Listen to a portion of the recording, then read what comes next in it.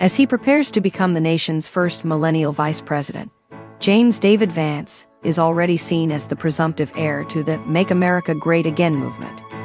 Vance hasn't been assigned a specific role in the White House, unlike some of his predecessors. While he has long-standing interests in areas like technology, disaster relief, and immigration, those close to the former Ohio senator say he sees his role as doing whatever is needed to best help President-elect Donald Trump and his incoming administration accomplish their agenda. He is also expected to act as a liaison to Capitol Hill, leveraging relationships he built during his 2 years in the Senate.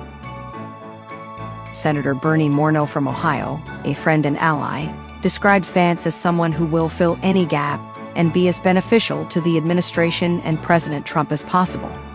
Morneau also noted that Vance would continue his campaign role as Trump's chief messenger, defending him on television and engaging with reporters.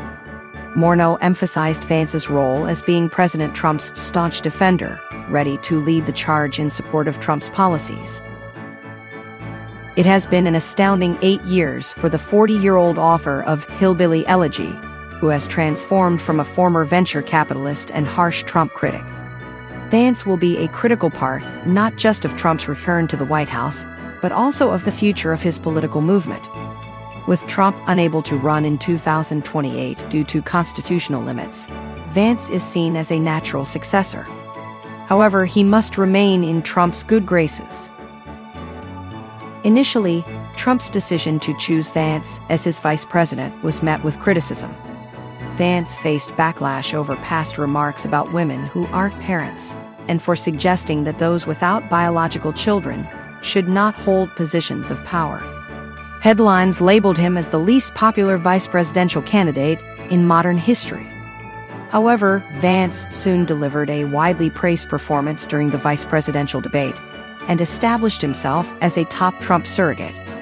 He regularly answered reporters' questions and sat for interviews with various media outlets, once appearing on 3 Sunday shows in a single day.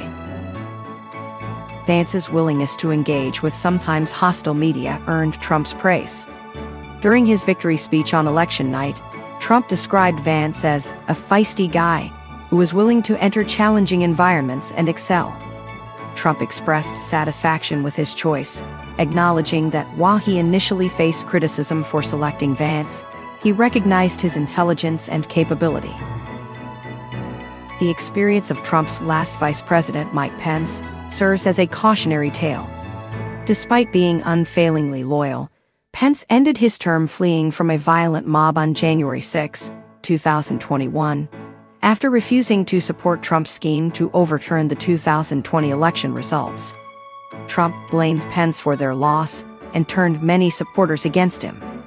Pence eventually ended his own bid for the 2024 nomination after struggling to gain financial support or draw significant crowds.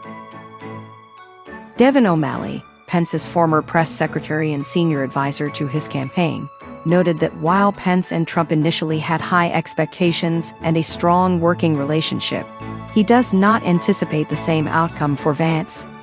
O'Malley believes Vance is hitting all the marks necessary for success in his role. Unlike Pence, Vance is ideologically aligned with Trump on major issues such as trade and the use of U.S. forces overseas. He has strong relationships with Trump's inner circle, including Donald Trump Jr., incoming Chief of Staff Susie Wiles, Senior Advisor Stephen Miller, and others. He also has connections with prominent tech billionaires like Elon Musk and Peter Thiel.